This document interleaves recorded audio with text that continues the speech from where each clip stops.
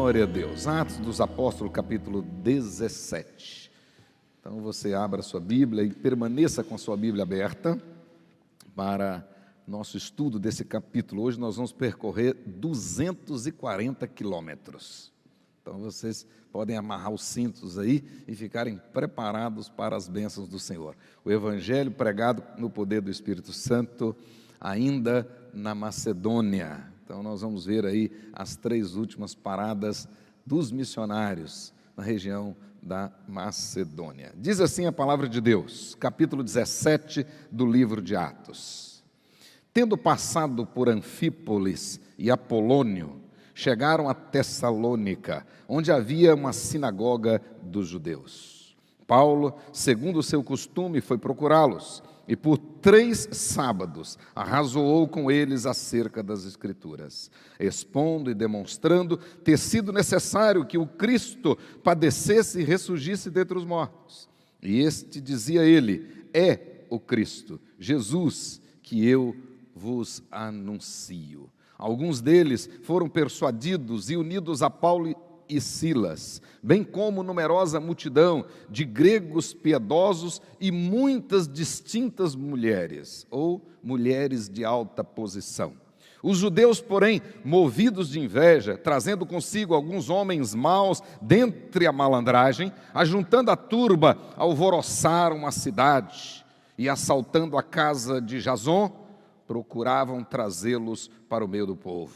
Porém, não os encontrando, arrastaram Jason e alguns irmãos perante as autoridades, clamando: estes que têm transtornado o mundo chegaram também aqui, os quais Jason hospedou. Todos estes procedem contra os decretos de César, afirmando ser Jesus outro rei. Tendo a multidão, tanto a multidão quanto as autoridades ficaram agitadas ao ouvirem estas palavras. Contudo, soltaram Jason e os mais, após terem recebido deles a fiança estipulada. Versículo 10. E logo, durante a noite, os irmãos enviaram Paulo e Silas para Bereia.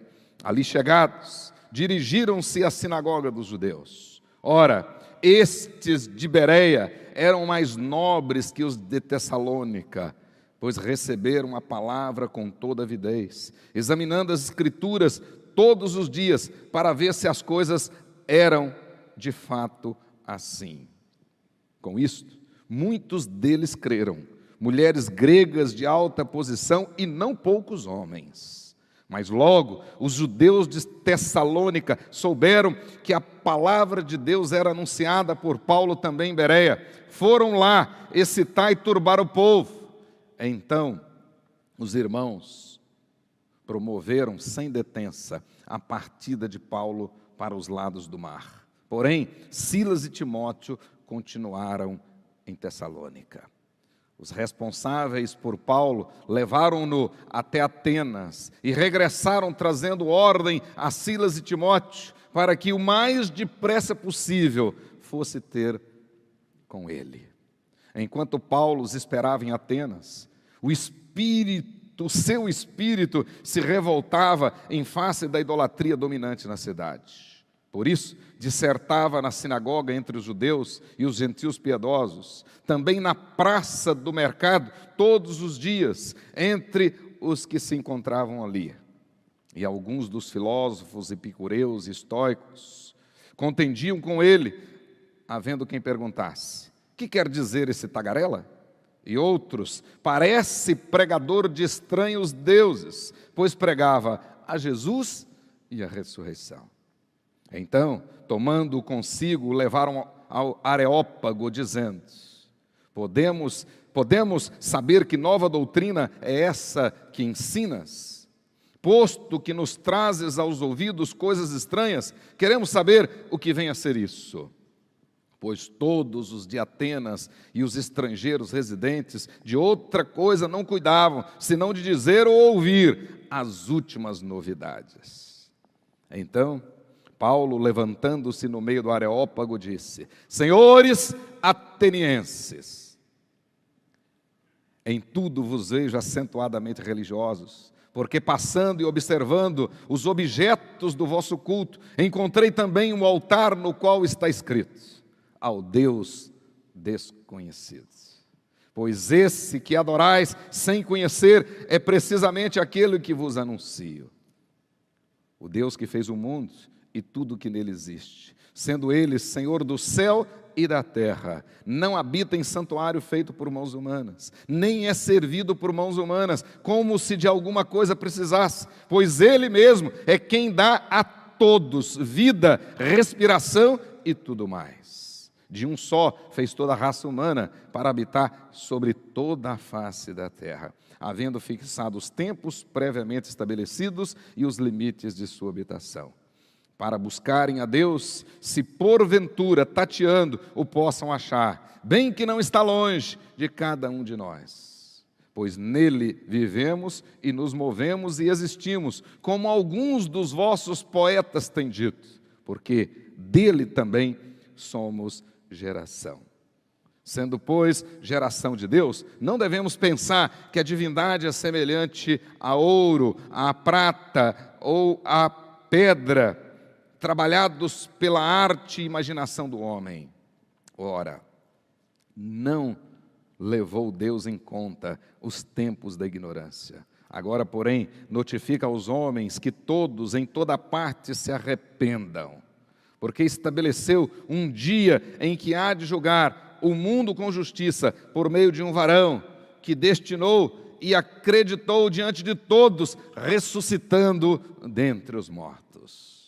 Quando ouviram falar de ressurreição de mortos, uns escarneceram e outros disseram: a respeito disto, te ouviremos noutra ocasião. A essa altura, Paulo se retirou do meio deles. Verso 34. Houve, porém, alguns homens que se agregaram a ele e creram. Entre eles estava Dionísio, o Areopagita, uma mulher chamada Dâmaris, e com eles outros mais. Amém? Permaneça com a sua Bíblia aberta. Senhor Deus, Pai querido, em nome de Jesus, muito obrigado por esse tempo para estudar a palavra do Senhor. Fala ao nosso coração, tenha misericórdia de nós. Permita, Senhor, que o mesmo Espírito Santo que inspirou Lucas esteja agora iluminando o nosso coração e mente para tirarmos proveito da palavra santa. E ao sairmos daqui hoje, ó Deus amado, saiamos transbordando de alegria, convictos do chamado, convictos das verdades da Tua palavra. Hoje, no dia da reforma, que a palavra alcance na nossa vida a centralidade, norma normanda. Por isso, ó Deus, em o nome de Jesus, abençoa-nos para a honra e glória do Senhor. Em o nome de Jesus. Amém. Glória a Deus. Meus queridos irmãos, nós vamos seguir hoje com nossas mensagens aí no livro de Atos dos Apóstolos e seguindo com a segunda viagem missionária. Então nós já vimos muitas coisas dessa segunda viagem missionária e hoje nós vamos observar, nós vamos estudar a penúltima fase desta segunda viagem missionária. Ou seja, o término da evangelização na região da Macedônia. E nesta parte nós vamos estudar a evangelização em Tessalônica, a evangelização na Bereia e a evangelização em Atenas. Os três últimos pontos que os missionários passaram e pararam evangelizando e Deus os honrou e a palavra foi pregada no poder do Espírito Santo e muitas pessoas se converteram, muitas pessoas creram no Senhor. E hoje, então, nós vamos tirar proveito da palavra do Senhor. Nas mensagens anteriores, nós vimos com clareza que missões, que evangelização, que a expansão da igreja é obra de Deus, é do interesse da Trindade. Deus tem interesse em missões, Deus tem interesse na expansão da igreja. Entretanto, temos visto e vamos ver hoje novamente que o diabo fará uso sem escrúpulos de todos os meios para de alguma forma barrar a evangelização, para de alguma forma barrar o sucesso do evangelho, de alguma forma prejudicar a pregação do evangelho. Por causa disso, por causa desses ataques do inimigo, que é sagaz, que é mau, que é feroz, o crente verdadeiro precisa cada vez mais, conforme temos visto até hoje, de discernimento, de determinação e de coragem. Discernimento, determinação e coragem precisa fazer parte da sua vida, da minha vida, da vida de todos aqueles que já foram alcançados pelo sangue de Jesus, que já foram lavados no sangue de Jesus. E estas virtudes, elas são bem claras na vida desses missionários. Paulo, Silas, Timóteo, Lucas. De fato, esses homens tiveram discernimento do Espírito, inclusive para julgar e analisar espíritos. Esses homens tiveram determinação, a despeito de todas as dificuldades, a despeito de todos os impedimentos. Eles foram determinados em pregar o Evangelho do nosso Senhor e Salvador, Jesus Cristo. Mas também, esses homens foram corajosos, corajosos. Observe bem a situação deles, os apertos, as dificuldades, sofreram em Filipos, né? Foram presos, foram fustigados, humilhados, mesmo assim saíram da cidade com o propósito de continuar pregando o Evangelho, chegaram na Tessalônica e foram pregar o Evangelho, lá também foram perseguidos, tiveram de sair na calada da noite, depois foram para Bereia, na Bereia também foram perseguidos, tiveram de sair escoltados pelos irmãos, e depois chegaram em Atenas, e depois em Corinto. O fato é que eles não desistiram e continuaram firmes, corajosos, pregando o Evangelho do Senhor. Na verdade, a lição que nós podemos tirar é que esses homens não retrocederam. Mais tarde, o escritor da carta aos Hebreus vai dizer: nós não somos dos que retrocedem. Nós seguimos em frente, olhando para o autor e consumador da fé, desembaraçando de todo o peso do pecado que tenazmente nos assedia, mas correndo com perseverança a carreira que nos está proposta. É assim a vida do crente verdadeiro. E é isso que nós temos aprendido através do testemunho destes irmãos. Nós podemos ver claramente, meus queridos irmãos, que o Evangelho venceu na cidade de Filipos, e como prova de que as conversões que aconteceram no capítulo 16, que nós já estudamos aqui, foram conversões genuínas, conversões verdadeiras. Nós podemos ver claramente que aqueles irmãos foram convertidos, chamados para a graça, para três coisas, claramente, para a santidade, para a obediência e para o serviço. E esse é o testemunho que Paulo depois vai dar, escrevendo a carta aos Filipenses. Aqueles homens tiveram, aquelas mulheres, aqueles que se converteram, tiveram compromisso com Deus para viver uma vida santa na prática. Tiveram compromisso com Deus para obedecer a palavra. E tiveram compromisso com Deus para servi-lo com integridade de coração. E a prova de que aquelas conversões foram verdadeiras, aquelas conversões do capítulo 16 foram verdadeiras, é quando nós lemos lá em Filipenses capítulo 4, no versículo 15 e 16. Diz que quando Paulo estava lá na cidade da Tessalônica, os irmãos, mesmo que humildes, mesmo que simples, eles providenciaram logo de imediato provimentos para os missionários que estavam lá na cidade da Tessalônica. E Paulo diz lá em Filipenses capítulo 4, não uma vez só, mas duas vezes socorreram os irmãos lá na cidade de Tessalônica. E Paulo diz: não precisei de nada, de tudo tive suficiência. Então a igreja dos Filipenses, aquelas pessoas que se converteram lá, se converteram de verdade, se converteram para ter uma vida santa diante do Senhor, se converteram para serem obedientes diante do Senhor e se converteram para servir a Deus, inclusive com seus bens, com a sua própria vida. E assim eles serviram os missionários lá na igreja, lá na cidade da Tessalônica. Hoje nós vamos ver então esse evangelho agora, com o apoio dos filipenses, sendo pregado na Tessalônica, no poder do Espírito Santo. Acompanhe comigo aí, capítulo 17, logo no início do capítulo agora. Conforme o relato de Lucas, nós podemos observar claramente que ele, o próprio Lucas, ficara em Filipos. E certamente Paulo, do ponto de vista estratégico, deixou Lucas para trás, porque Lucas era grego, Lucas era gentil. e certamente seria mais bem-sucedido na cidade de Filipos. Certamente não sofreria, não teria aquela perseguição antissemita que tinha se levantado na cidade contra Paulo, Silas e Timóteo. Paulo era judeu, Silas era judeu, Timóteo era meio judeu, filho de judia com pai grego. Mesmo assim era perseguido por ser judeu, e aquele movimento antissemita tinha surgido lá em Filipos. E agora Paulo, estrategicamente, deixa o médico, o doutor Lucas, na cidade de Filipos, pastoreando aqueles irmãos, porque ele era grego, e certamente não seria perseguido como os outros foram. E eles então seguiram, agora pelo caminho da chamada Via Ignácia, uma estrada famosíssima naquela época, que ligava de leste a oeste, passando pelo norte da Macedônia, saindo da Ásia para chegar na Itália. Esta era uma famosa rodovia naquela época, uma famosa estrada naquela época. E Paulo então toma essa estrada. Nós podemos ver claramente aqui que a intenção de Paulo era seguir para a Itália, ou seja, ele queria seguir para o oeste, para chegar no mar Adriático e lá tomar um navio com destino a Roma, a Itália. Essa era a intenção dele.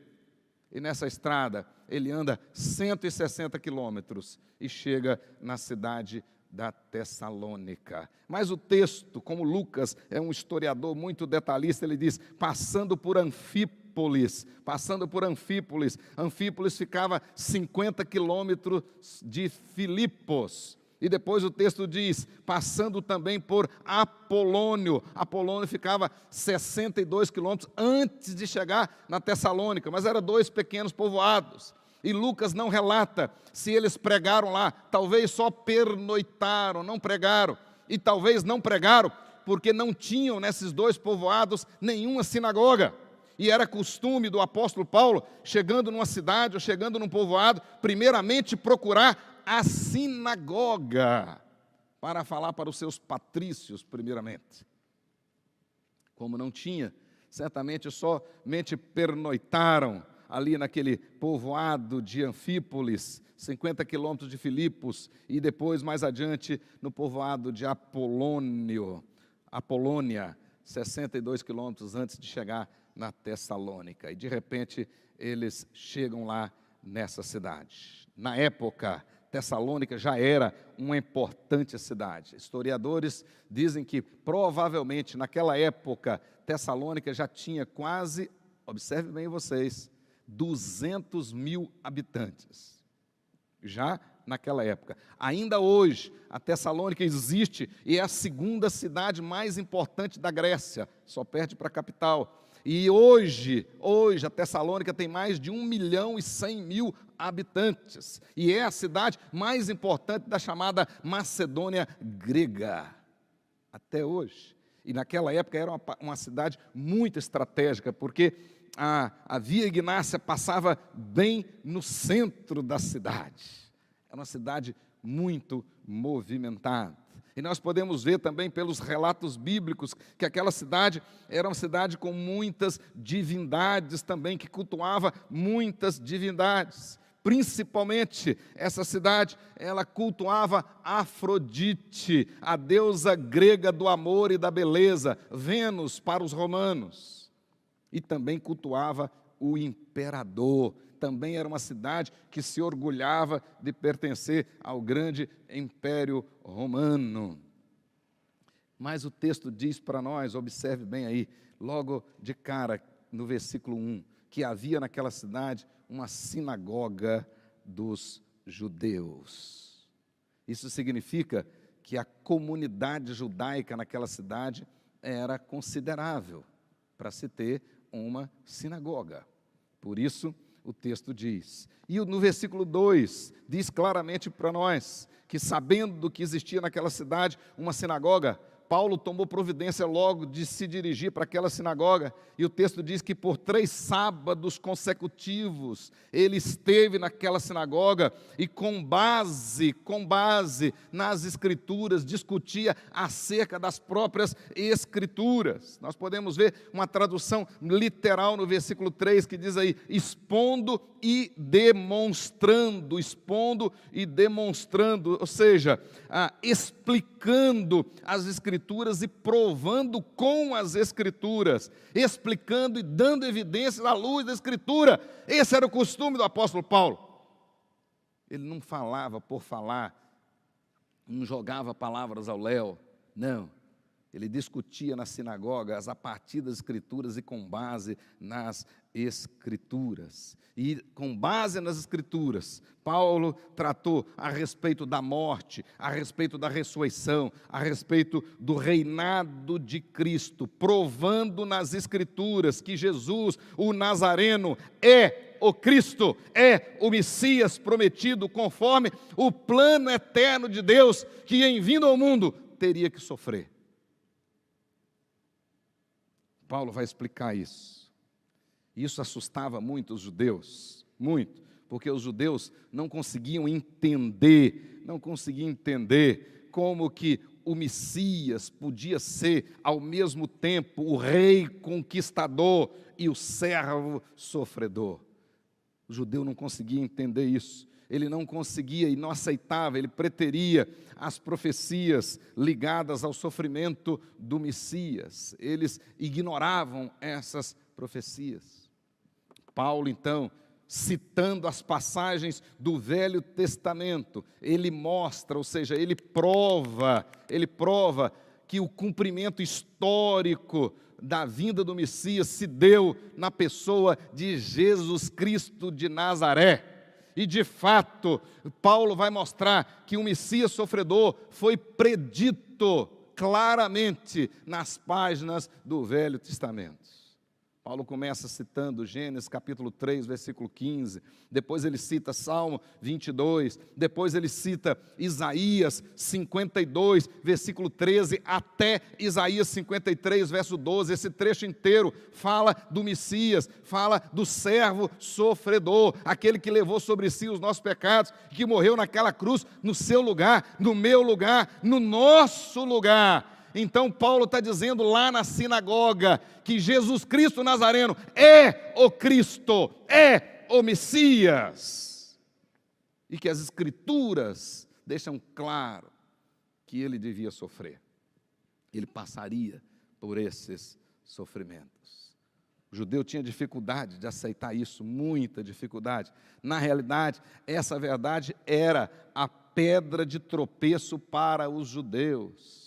O próprio Paulo, mais tarde, escrevendo aos Coríntios, primeira carta, capítulo 1, verso 23, ele diz assim, nós pregamos a Cristo crucificado, escândalo para os judeus e loucura para os gentios.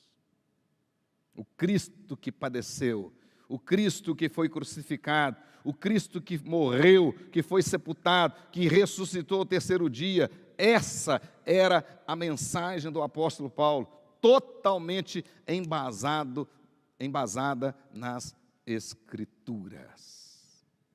Paulo conclui essa primeira parte lá na sinagoga dizendo, olha, é exatamente este Jesus que eu proclamo para vocês, que é o Cristo. Ele é o Cristo. Ele é o ungido, o Messias do Velho Testamento. Exatamente a mensagem de que Jesus Cristo ressurreto é o Senhor dos senhores, é esta mensagem que vinha transtornando o mundo, versículo 6. Essa era a mensagem. Então pode marcar na sua Bíblia. A mensagem que vinha transtornando o mundo era a mensagem de que Jesus, o Nazareno, ressurreto, é o Senhor dos senhores.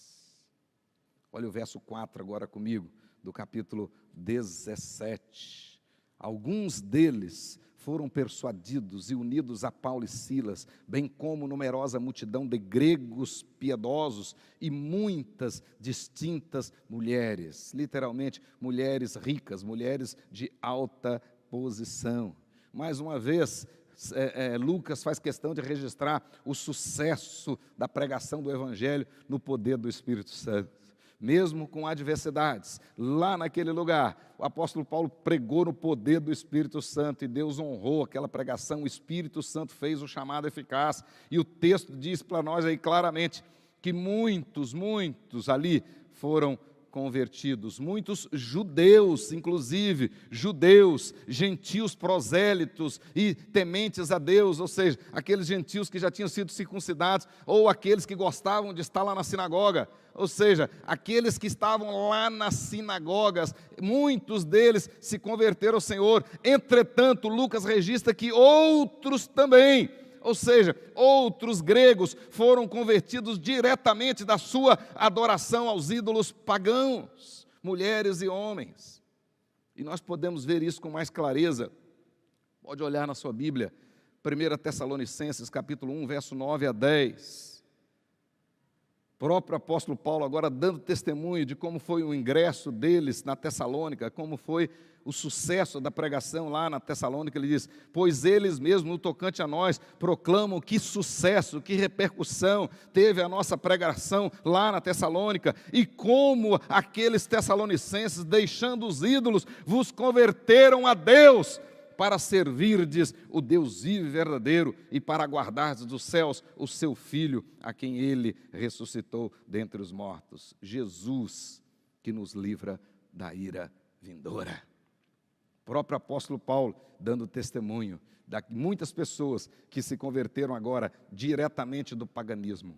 Muitas pessoas que diretamente largaram o paganismo, e no mesmo texto vai dizer que eles queimaram, inclusive, seus livros, eles queimaram seus ídolos, e muito daquilo que eles usavam lá com rituais, eles queimaram aquilo em praça pública, e agora estavam absolutamente decididos a servir o Deus vivo e aguardar dos céus Jesus Cristo ressurreto, aquele que nos livra da ira vindoura.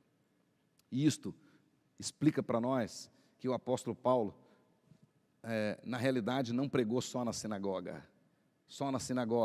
e por 3 sábados. Certamente ele ficou mais tempo na cidade de Tessalônica, e ele pregou também na praça pública, ele pregou em vários outros lugares na cidade. E por isso que lá em Filipenses 4,16 diz que os filipenses mandaram ofertas para eles lá na Tessalônica. Se ele tivesse ficado só 3 semanas na Tessalônica, talvez não precisasse de ofertas dos filipenses, mas ele certamente ficou mais tempo. Ele pregou aos sábados lá na sinagoga, mas também todos os dias na praça pública, pregou para muitas outras pessoas, e muitas mulheres se converteram, e muitas mulheres ricas, muitas mulheres de alta posição, mulheres bem formadas, muitos homens se converteram ao Senhor e se converteram verdadeiramente. Agora, um detalhe curioso: quando o Evangelho é pregado no poder do Espírito Santo, os resultados são poderosos. Apesar de Paulo e os seus companheiros, os missionários, ter ficado um tempo curto na cidade de Tessalônica, as raízes do cristianismo naquele local foram extremamente profundas. Logo depois, cerca de, talvez menos de um ano, agora em Corinto, ainda no contexto da segunda viagem missionária, o apóstolo Paulo escreve as 2 cartas para os Tessalonicenses. As 2 cartas. Então, menos de um ano depois, agora lá na cidade de Corinto, onde ele ficou 1 ano e meio, de lá ele escreve então para orientar os irmãos da Tessalônica. E olha o que ele diz, capítulo 1, versículo 3 e 4. Ele diz assim, que ele estava com saudade daqueles irmãos, e que ele orava todo dia, agradecendo a Deus a vida daqueles irmãos. E no versículo 3 ele diz: recordando-nos diante do nosso Deus e Pai, da operosidade da vossa fé, da abnegação do vosso amor e da firmeza da vossa esperança em nosso Senhor Jesus Cristo. E olha o que ele diz no verso 4, olha que coisa poderosa. reconhecendo, irmãos amados de Deus, a vossa eleição. Crentes verdadeiros, que já demonstravam num curto espaço de tempo. Certamente, essa carta aos Tessalonicenses foi escrita provavelmente menos de um ano depois da passagem de Paulo por lá. Paulo já estava dizendo que aqueles irmãos tinham crescido na fé, tinha crescido no amor, tinha crescido na esperança. Operosidade da vossa fé, uma fé que opera, né? Uma fé que faz você enfiar a mão no bolso, uma fé que faz você ser dizimista fiel, uma fé que faz você crer no reino de Deus e preocupar com a expansão do reino de Deus. Isso eles fizeram. Mas um amor abnegado, mesmo correndo riscos, amando. O texto diz aí claramente, né, da abnegação do vosso amor, amor altruísta, o amor que dá sem esperar receber. O amor que se alegra em dar. Mas também o texto diz, na firmeza da vossa esperança. Eles estavam aguardando dos céus o Jesus ressurreto que nos livra da ira vindoura. Dos céus que nos livra da ira vindoura. Mas o texto diz, e nós estamos vendo isso ao longo de todo o livro de Atos dos Apóstolos, né? Quando o cavalo branco vence, os outros cavalos aparecem. Então, um bom sinal para a igreja estar operosa mesmo é as dificuldades pelas quais ela passa. O texto deixa claro para nós aí que os judeus enciumados e movidos pela inveja com o sucesso da pregação de Paulo e Silas naquela cidade, se levantaram contra os missionários e alguns irmãos. Olha aí os versículos 5 até o versículo 9. Versículo 5, invadiram a casa de um judeu que tinha se convertido, chamado Jason, e Jason no grego é Josué. Então invadiram a casa de Jason, em busca de Paulo e Silas, e também Timóteo, embora o texto não cita, mas ele estava lá juntos, né? O fato é que, naquele dia, daquela incerta, os missionários não estavam lá. Mesmo assim, tinha lá um pequeno grupo, porque eles pegaram Jason e pegaram alguns irmãos que estavam lá na casa dele, certamente orando, certamente refletindo nas palavras do missionário, e os levaram presos. Agora observe bem claramente aí a acusação. Olha o que o texto diz, acusação, né? Estes homens estão transtornando o mundo. E eu já expliquei, estavam transtornando o mundo por causa da mensagem. A mensagem de que Jesus Cristo ressurreto é o Senhor dos senhores. Esta é a mensagem que estava transtornando o mundo. E afirmando, o texto diz, que Jesus Cristo é outro rei, é o rei dos reis. Então, esta é a acusação. E agora eles apresentam Jason e aqueles irmãos diante das autoridades e diz, e Jason os hospedou. Jason está dando guarida para eles. Então ele é cúmplice desses que estão transtornando o mundo. E o texto diz que Jason e os irmãos ficaram presos até que pagassem a fiança estipulada. Em pagando a fiança, foram liberados. Liberados. E aí imediatamente, olha o versículo 10 agora. E logo durante a noite, os irmãos enviaram Paulo e Silas para Bereia. Ali chegados, dirigiram-se à sinagoga dos judeus. E agora, Paulo e Silas e Timóteo tiveram de sair na calada da noite, sob a escuridão da noite, para não serem pegos. E foram então para Bereia. Bereia ficava a 80 quilômetros da Tessalônica e também era uma cidade bastante importante naquela época. E tinha lá também uma comunidade grande de judeus e, portanto, uma sinagoga.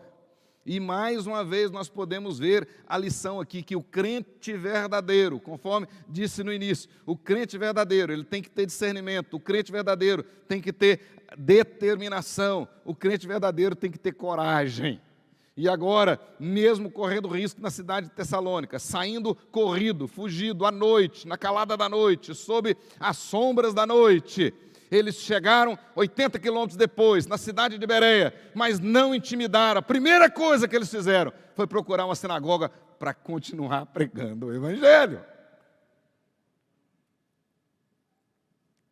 Continuar pregando o Evangelho. Olha que coisa maravilhosa. Mas o texto vai deixar claro para nós que destemidamente, Paulo, como de costume, se dirige àquela sinagoga e começa a pregar-lhes a palavra de Deus. Agora o versículo 11, marca aí na sua Bíblia. Os judeus de Bereia, diz o texto, eram mais nobres do que os judeus da Tessalônica.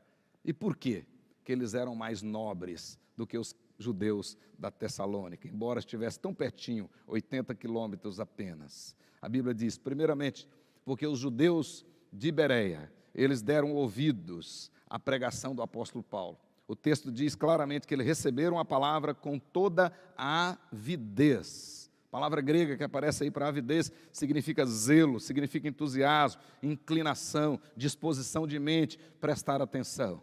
Nesse sentido, nossa igreja, o nosso auditório aqui, realmente parece o auditório de Bereia. Os irmãos prestam atenção e eu observo muitos indo para a Bíblia, conferindo, vendo se o que eu estou falando está aí na Bíblia mesmo. E é assim que tem que ser. Aqueles judeus fizeram isso. Paulo ia pregando e eles iam conferindo no Velho Testamento se de fato era daquele jeito que Paulo estava falando.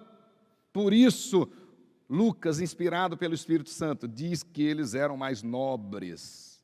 Então, aqueles que prestam atenção na palavra de Deus, aqueles que têm reverência para estudar a palavra de Deus, aqueles que têm prazer no estudo da palavra de Deus, a Bíblia diz que eles são nobres. São nobres. Aqueles que não se aquietam, aqueles que não têm reverência, a Bíblia diz que eles são tolos. Tolos.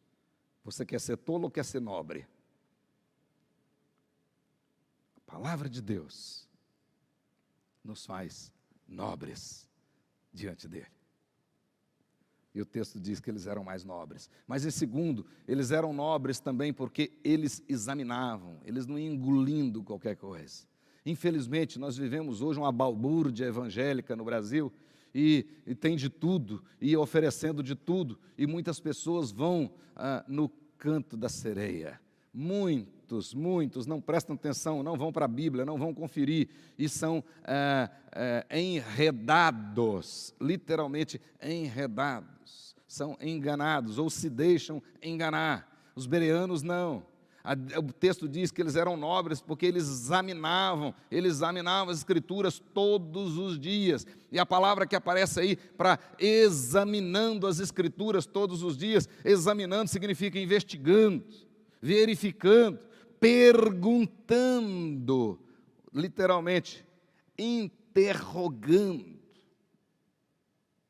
Então o apóstolo Paulo ia pregando e eles perguntavam, mas e isso, e aquilo outro? Então é muito importante. E o bom pastor, ele tem prazer quando o membro vem e pergunta para ele, tira uma dúvida. Você estudou em casa ou lá no grupo pequeno, não entendeu, marcou aqui do lado da Bíblia, fez um sinalzinho, na primeira oportunidade veio e pergunta, o que é isso, pastor?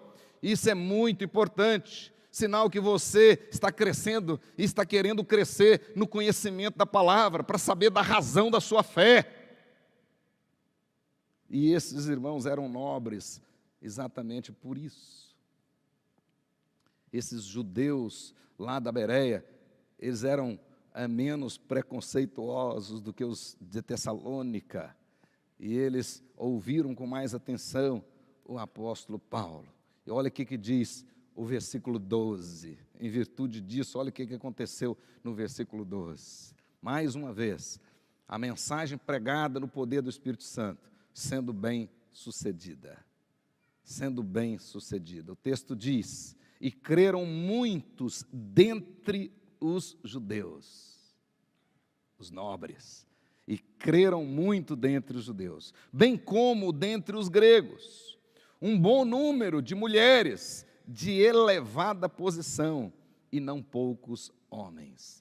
Mais uma vez fica claro para nós, que o apóstolo Paulo não perdia tempo.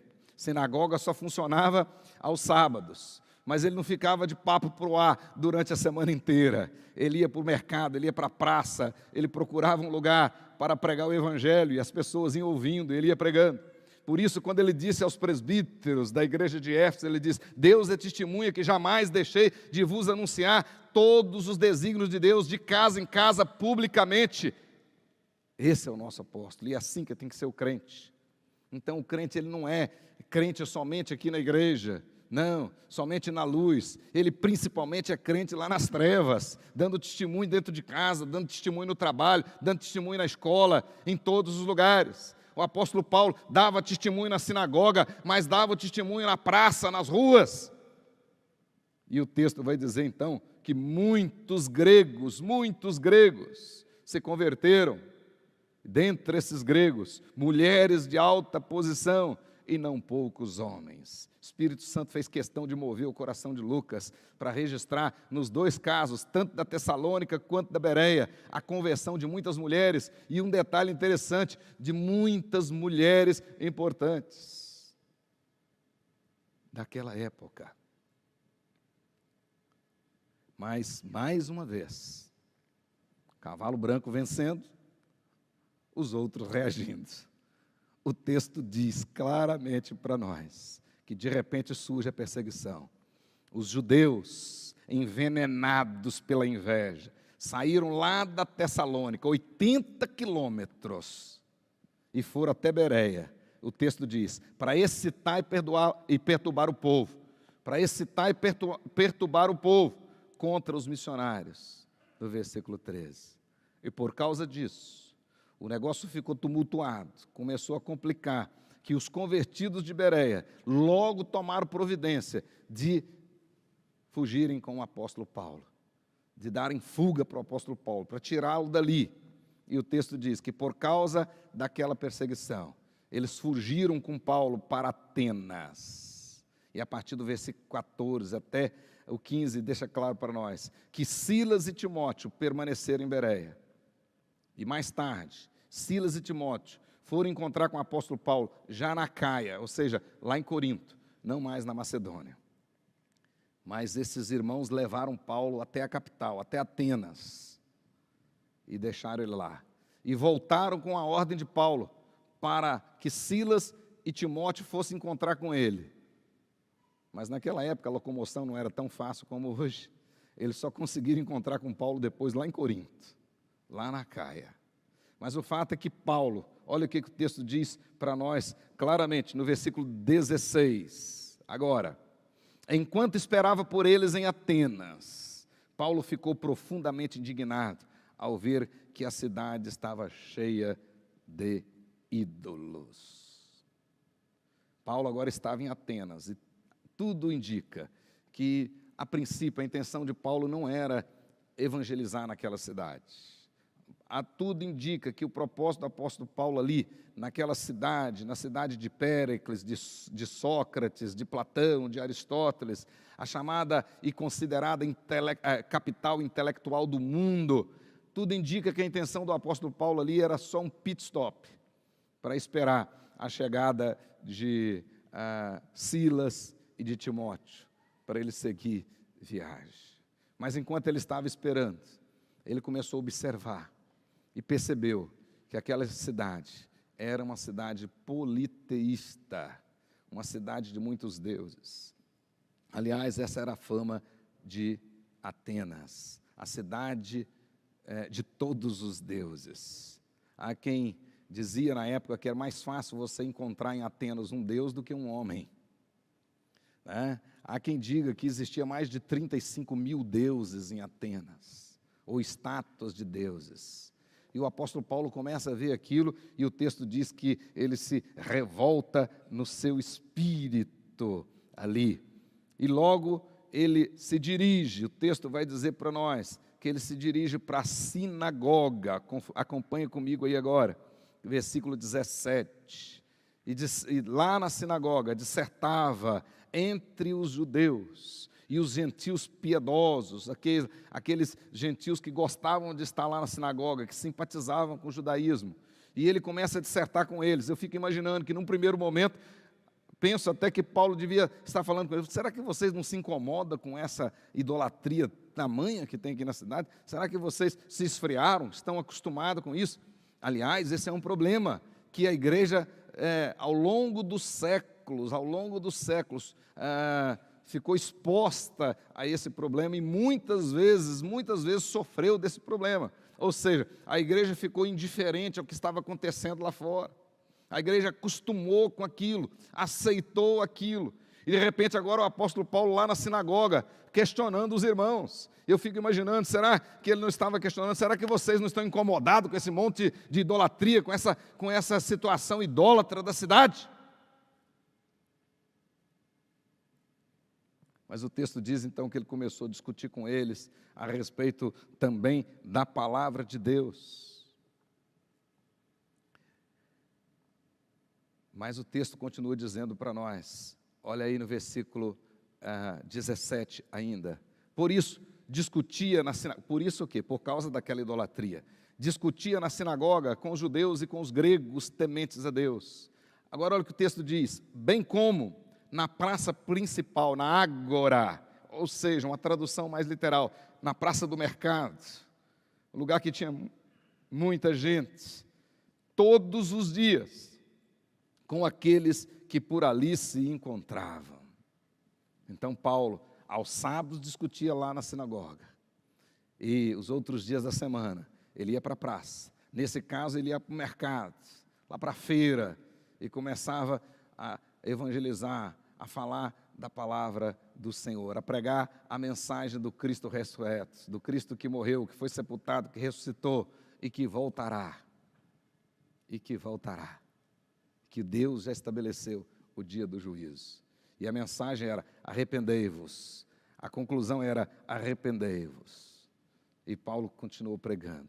O fato é que, quando ele começava lá na praça a falar sobre Jesus e sobre a ressurreição, muitas pessoas começaram a estranhar, e o texto vai dizer para nós que tinham ali alguns filósofos das escolas epicurista e estoica, ou seja, filósofos epicureus e estoicos estavam ali ouvindo o apóstolo Paulo, e de repente o apóstolo Paulo fala de Jesus e fala de ressurreição, e eles não conseguiam entender aquilo, e começavam a se perguntar, e eles diziam entre eles, isto parece estranhos deuses, ou seja, nós não conhecemos esses deuses, versículo 18, e a tradução literal da expressão estranhos deuses significa demônios estrangeiros. É como se os gregos e os filósofos que estavam ali na praça do mercado dissessem, esse homem está falando aí de demônios estrangeiros, deuses diferentes, nós não conhecemos esse Deus.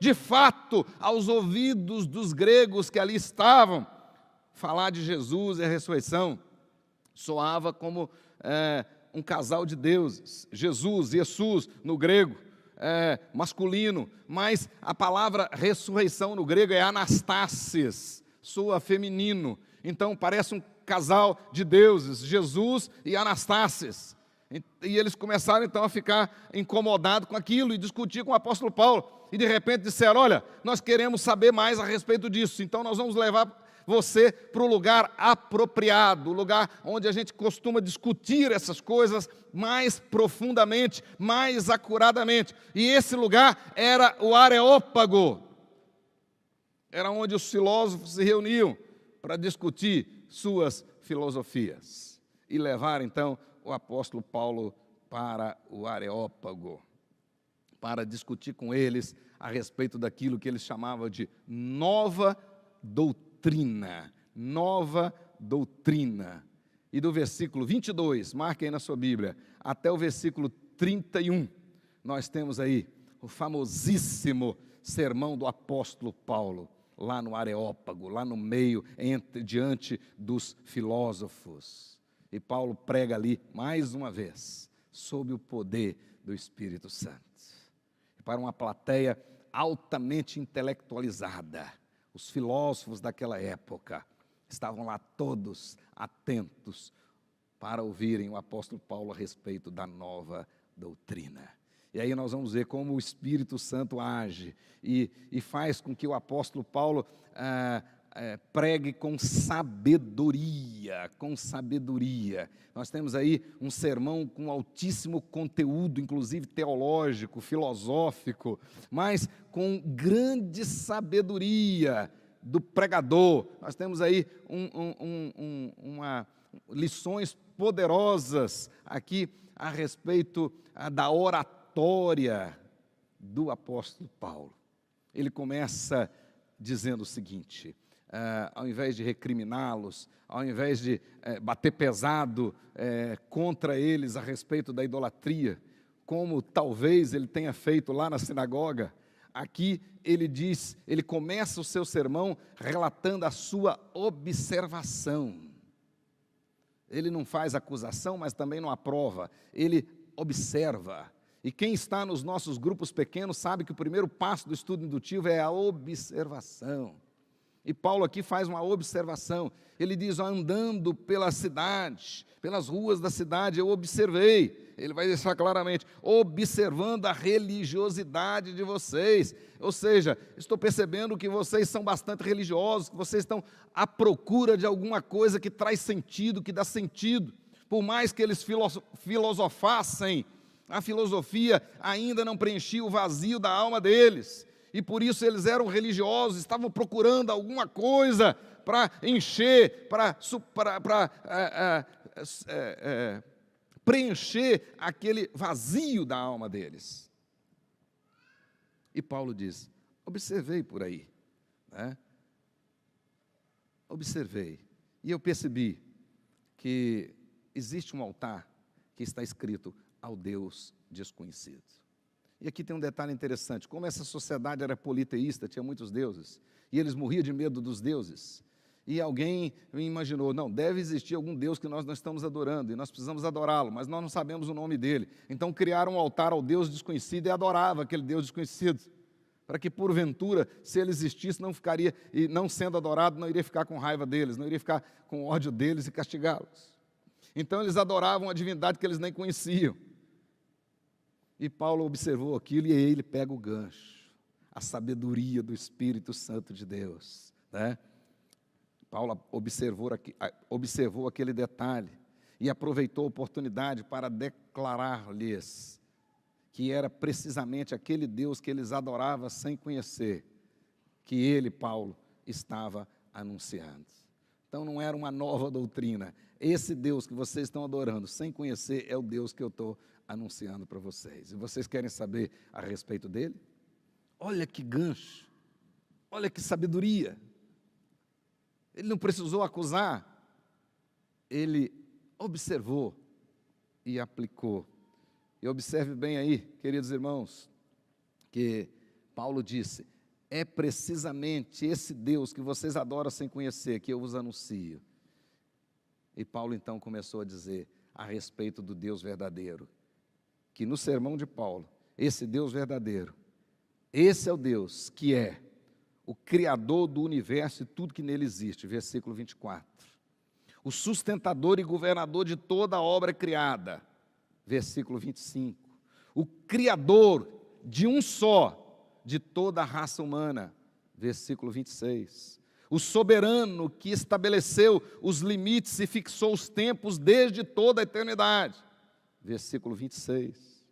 Que é maior do que qualquer santuário, versículo 24. Que é maior do que qualquer homem, versículo 24. E que embora seja imanente em toda a criação, ele não se limita a ela, ou seja, ele é transcendente, ele é maior do que toda a obra criada, e não precisa dela, ele não precisou dela para existir, existiu antes dela e continuará existindo independente dela. Ele deixa isso claro. E observe mais uma vez a sabedoria do apóstolo Paulo, homem culto. Ele aproveita no seu sermão e cita dois poetas estimados entre aqueles gregos, dois deles, Epimênides, do século 6 a.C., e Aratus, do século 3 a.C. No versículo 28, nós temos aí duas citações desses poetas. A primeira delas, de Epimênides, e ele estava fazendo aquela citação, Epimênides fez essa citação em relação a Zeus. Em relação a Zeus, ele diz: em ti, Zeus, nós vivemos, nós nos movemos e temos o nosso ser. E depois, Aratus dizia o seguinte: em tudo temos que ver com Zeus, pois somos verdadeiramente descendência sua. Paulo, então, conhecedor da poesia também, conhecedor da filosofia, cita esses dois poetas famosos daquela época, e ele diz: olha, isso que eles disseram a respeito de Zeus, na realidade, se aplica ao Deus que eu estou anunciando para vocês. Ao meu Deus. Na verdade, Paulo estava dizendo, isso se aplica a Jesus Cristo, a Deus. Mais tarde, escrevendo aos Colossenses, marque na sua Bíblia, capítulo 3, verso 3, Paulo diz assim: porque morrestes e a nossa vida está oculta juntamente com Cristo em Deus. E João declara na sua primeira carta, capítulo 5, verso 11, dizendo que Deus nos deu vida eterna, e esta vida está no seu Filho Jesus Cristo. Então, de fato, é nele, é em Cristo que nós nos movemos e existimos, e dele nós somos descendência. Isso é verdade. Aplica-se a Jesus Cristo, nosso Senhor, o Rei dos Reis, aquele que ressuscitou e virá para julgar. Então, arrependa-se. Ainda no seu sermão, Paulo diz que esse Deus que ele anunciava não é manipulado pelo ser humano, versículo 29. De forma poderosa, o sermão do apóstolo Paulo, além de ser filosófico, além de ter esse traço de poesia, também nós temos aqui um profundo sermão teológico. O decreto de Deus é colocado aqui de maneira clara, decreto da criação, decreto da providência, decreto da redenção, estão claros aqui nesse sermão. Ele vai dizer aqui que Deus é o Criador, ele vai dizer que o Deus, o Criador, é o sustentador de todas as coisas, então nós nos movemos nele. Deus sustenta toda a sua obra criada e todas as atitudes das suas criaturas. Isso é profundamente teológico. A isso nós chamamos de o Deus da providência. Mas ele fala de Jesus, da salvação em Cristo Jesus. Ele está falando do fato do Pai ter honrado Jesus na sua ressurreição. Ele está falando aqui da obra da redenção, do decreto da redenção. E não há salvação fora de Cristo. Um sermão profundamente teológico. E aí, de forma poderosa, usado pelo Espírito Santo de Deus, obedecendo o próprio Senhor Jesus, que diz que nós deveríamos sair para o mundo afora, conclamando as pessoas ao arrependimento. Paulo não perdeu a oportunidade, naquele Areópago, conclamou os filósofos e as pessoas que ali estavam ao arrependimento. Olha comigo, para encerrar, versículo 30 e 31, ele dizem: ora, Deus não levou em conta os tempos da ignorância, agora, porém, notifica aos homens que todos, em toda parte, se arrependam. E por que tem que se arrepender? Porque esse Deus, que é o Criador de todas as coisas, estabeleceu um dia, Ele colocou limites, e portanto esse dia já está estabelecido, já está na agenda do nosso Deus, um dia em que há de julgar o mundo com justiça, por meio de quem? Por meio de Jesus, o varão que Ele destinou, que Ele ressuscitou e honrou. E aí quando Paulo falou assim, por meio de Jesus, que Deus ressuscitou dentre os mortos, os filósofos se assustaram e dizem: a respeito da Anastácio, nós vamos falar depois. A respeito da ressurreição, a gente continua no próximo sermão. Mas o apóstolo Paulo deixou claro para eles que aquele era o momento de arrepender. E essa é a mensagem para nós hoje. De fato, Deus é o Criador de todas as coisas, de um só fez toda a raça humana. De fato, Deus é o sustentador de toda a obra criada. De fato, soberanamente, Deus colocou limites. É verdade, Deus estabeleceu limites. Ninguém chegou aqui a passeio. Ninguém chegou aqui de paraquedas. Nós já chegamos aqui com os nossos dias marcados, escritos no livro do Senhor, determinados. Então, independente de Covid ou não, todos nós temos o nosso dia. E Deus também já estabeleceu o dia do julgamento. Que Jesus, aquele que veio a primeira vez como sacerdote, aquele que veio a primeira vez aqui como profeta, virá a segunda vez como rei para julgar. E ele vai separar os cabritos das ovelhas. E aos seus amados ele dirá: vinde para o gozo do seu Senhor. E aos outros: afastai de mim, malditos, porque eu não vos conheço. Ele virá. Paulo não perdeu a oportunidade. Ele virá. Mas observe bem, para concluir a nossa mensagem, o texto diz agora, na conclusão, diz assim, né? Quando ouviram falar da ressurreição dos mortos, uns escarneceram, outros disseram: a respeito disso te ouviremos noutra ocasião. Ainda hoje, muitos ouvem e escarnecem, ignoram, não dão crédito. Mas a Bíblia diz: se você ouvir a palavra do Senhor hoje, não endureça o seu coração. Não endureça o seu coração. O texto diz no verso 33, a essa altura, Paulo se retirou do meio deles. Mas o Espírito Santo fez Lucas registrar o versículo 34, que prova para nós, mais uma vez, que esse sermãozaço foi pregado no poder do Espírito Santo. Olha o que o texto diz. Houve, porém, alguns homens que se agregaram a ele e creram.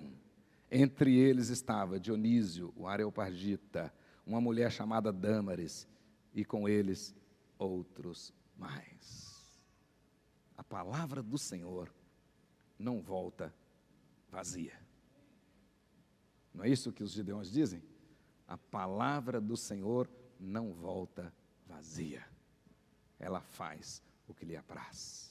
Quando pregado no poder do Espírito Santo, você pode pregar para o seu vizinho, você prega para o seu colega de trabalho, você prega onde for, dê o seu testemunho. Deus honra a palavra dele. Ela não volta vazia. Ela não volta vazia. Feche os seus olhos. Agradeça ao Senhor. Paulo não perdeu a oportunidade. O apelo do apóstolo Paulo aqui foi: arrependei-vos. Arrependei-vos. Visto que o pecado é universal, o arrependimento também tem que ser universal. Ninguém vai poder ir para o céu se não se arrepender. Ninguém. E quem é que tem que se arrepender? Todos. Porque todos pecaram e destituídos estão da glória de Deus. O que acontece com aqueles que se arrependem? O texto diz que eles são reconciliados. Eles são novamente trazidos para a comunhão, restaurados na comunhão, na alegria, no serviço, na vida abundante. Em nome de Jesus.